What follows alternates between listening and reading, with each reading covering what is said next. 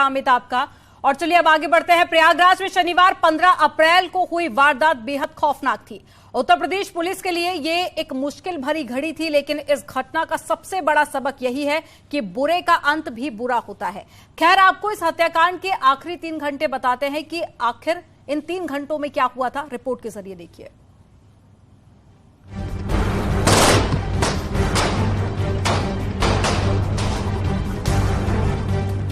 शनिवार 15 अप्रैल की बात करें तो माफिया ब्रदर्स के मर्डर की बात सबको हैरान करने वाली थी, लेकिन जो सबसे ज्यादा हैरान करने वाली बात थी वो ये कि हत्या करने वाले शूटर्स इतने प्रोफेशनल थे कि उन्होंने अतीक और अशरफ को गोलियां उन जगहों पर मारी जहां से उन दोनों की जिंदा बचने की कोई संभावना बहुत कम हो गई।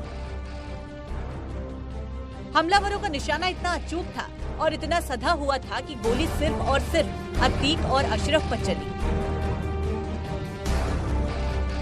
मौकाए वारदात पर कई पत्रकार भी थे और पुलिस वाले भी थे। अस्पताल के सामने मरीजों के तीमारदार भी थे, लेकिन निशाना चूका नहीं। निशाना एकदम सटीक लगा और अतीक अशरफ दोनों ढेर हो गए।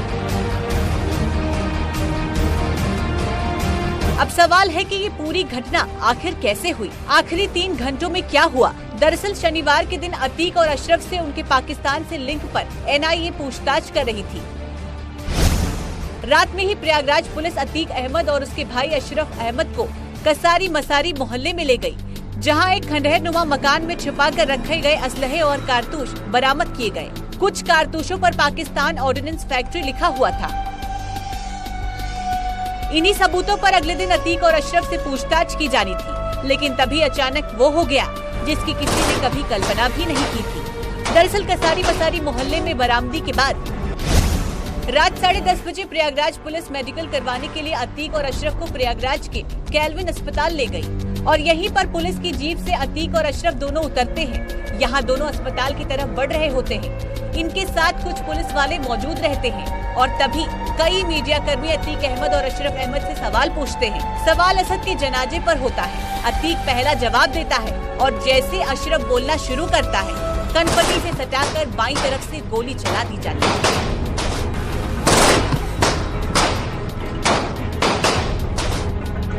इस केस की जो एफआईआर दर्ज की गई है उसमें तीनों हमलावरों ने ये दावा किया है कि वो अतीक और अशरफ की हत्या करके भागना चाहते थे, लेकिन पुलिस इतनी मुस्तैद थी और पुलिस की कार्रवाई इतनी तेज थी कि तीनों हमलावरों ने आत्मसमर्पण करना ही बेहतर समझा।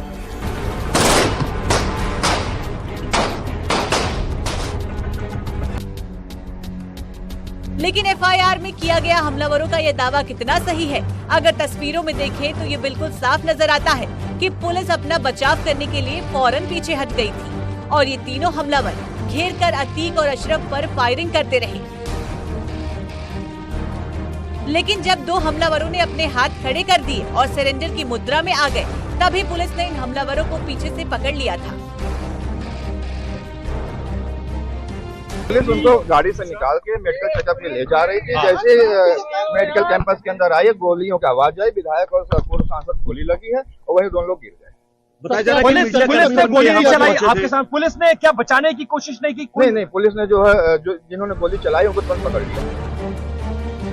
एक हमलावर सड़क पर गिर गया, जिसको कई पुलिसकर्मियों ने फौरन दबोच लिया। हमारे रिपोर्टर अमित गंजू उस वक्त वहां पर मौजूद थे। उन्होंने बिना घबराए रिकॉर्डिंग जारी रखी। ये 44 सेकंड न्यूज 18 के रिपोर्टर अमित गंजू की आंखों के सामने लाइव गुजरा। ये वारदात बेहद खौफनाक था। यूपी पुलिस के लिए भी ये एक मुश्किल भरी घड़ी, लेकिन इस घटना का सबसे बड़ा सबक यही है कि बुरे का अंत और भी बुरा होता है। Bureau report, news 18।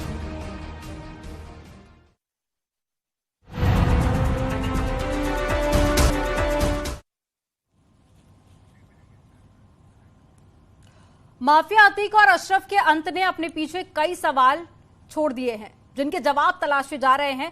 आज हम आपके साथ में माफिया अतीक के अंत के बाद जो जीवंत सवाल है उसकी बात करेंगे। अतीक के मर्डर की इनसाइड स्टोरी क्या है और तीनों शूटर्स की सबसे प्रमाणित पड़ताल क्या है, एक रिपोर्ट के जरिए आपको दिखाते हैं।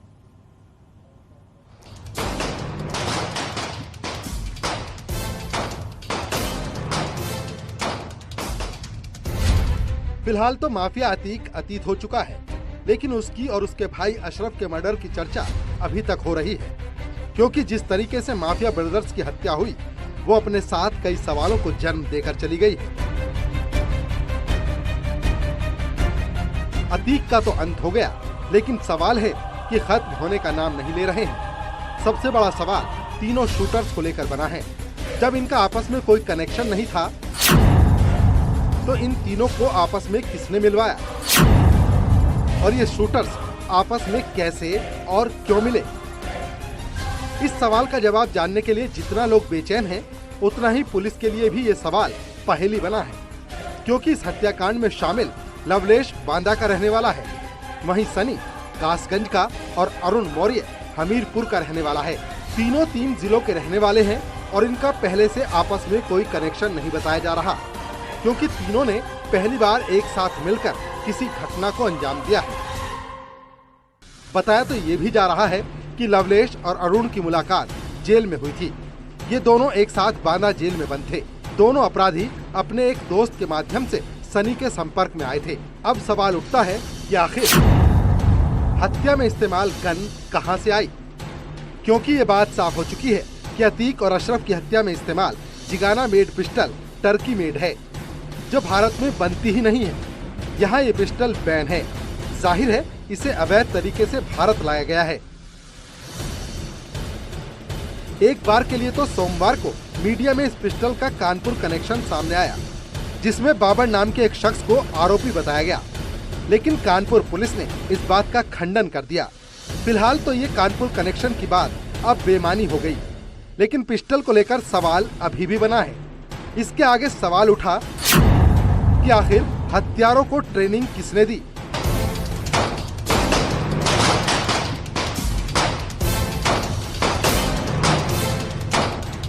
क्योंकि वारदात के दौरान किसी भी पुलिसकर्मी और पत्रकार को गोलियां तक नहीं लगी, जबकि हत्याकांड में इस्तेमाल सेमी ऑटोमेटिक जिगाना पिस्तौल एक साथ में कई गोलियों का गुच्छा उगल रही थी। जाहिर है कि हमलावरों को इसे चलाने के लिए ट्रेनिंग जरूर दी गई थी, क्योंकि इस पिस्तौल का चलाना आसान नहीं था। जब इसकी बुलेट निकलती है तब उसके दाएं बाएं घूमने की गुंजाइश नहीं रहती है। यही नहीं, हत्यारों को इस कदर ट्रेंड किया गया था कि तीनों ने हत्याकांड के तुरंत बाद धार्मिक नारे का सहारा लिया और तुरंत हाथ उठाते हुए सरेंडर भी कर दिया। माफिया डॉन अतीक अहमद और उसके भाई अशरफ की हत्या को लेकर कई सवाल अभी ऐसे हैं जिनका जवाब प्रशासन के पास नहीं है। दरअसल इस मर्डर में विदेशी पिस्टल का उपयोग किया गया था, तो आखिर ये सवाल उठकर आ रहा है कि इन आरोपियों के पास विदेशी पिस्टल कहां से आई। दूसरा, जिस तरीके से हत्या की गई, पॉइंट ब्लैंक रेंज से ये मर्डर किया गया, तो आखिर इन अपराधियों को ऐसी ट्रेनिंग किसने दी थी। ऐसे तमाम सवाल है जिनके जवाब में अभी भी यूपी एसटीएफ और यूपी पुलिस के पसीने छूट रहे हैं। खैर, सवालों की अगली कड़ी में रेकी की बात सामने आई थी कि आखिर हत्याकांड को लेकर किसने रेकी करवाई थी, क्योंकि सूत्रों की माने तो जब अतीक को गुजरात की साबरमती जेल से पहली बार प्रयागराज लाया जा रहा था, उसी दौरान अतीक को निपटाने का प्लान था, लेकिन अतीक की कड़ी सुरक्षा की वजह से हमलावरों को मौका ही नहीं मिला। और दूसरी बार जब पेशी पर दोनों भाई लाए गए तो फिर प्लान बना, लेकिन असद के एनकाउंटर के चलते फिर प्लान फेल हो गया। दोनों बार अतीक के खात्मे की प्लानिंग नाकाम होने के बावजूद शातिर हमलावरों ने हार नहीं मानी। अब जब पुलिस को अतीक और अशरफ की रिमांड मिली तो फिर हत्या का प्लान बना। इसके बाद पुलिस स्टेशन, अस्पताल और पेशी के दौरान कोर्ट में रेकी शुरू कराई गई और मीडिया कर्मियों के वेश में हत्याकांड को अंजाम दिया गया। पुलिस की जांच जैसे जैसे आगे बढ़ रही है, वैसे वैसे सवालों की फहरिस्त जुड़ती जा रही है। अगला सवाल है कि हत्यारों के ठहरने की व्यवस्था किसने करवाई थी, क्योंकि जांच में ये बात सामने आई है कि अतीक और अशरफ के हत्यारों ने प्रयागराज में रुकने के लिए किराए पर होटल लिया था और वारदात के 48 घंटे पहले से ही होटल में ठहरे हुए थे। हत्या को अंजाम देने के दौरान एक हत्यारा हैंगिंग बैग भी लेकर आया था। जिस तरीके से अतीक और अशरफ की हत्या की गई, उससे साफ पता चलता है कि आरोपियों ने पहले से रैकी की थी। लेकिन सवाल ये उठता है कि प्रयागराज में जहां इतनी भारी पुलिस की तैनाती थी, वहां पर रैकी किसने करवाई थी। दूसरा बड़ा सवाल ये उठता है कि आरोपी 3 दिन से प्रयागराज में रुके हुए थे, तो आखिर इनके रुकने की व्यवस्था प्रयागराज में किसने कराई, जबकि सबको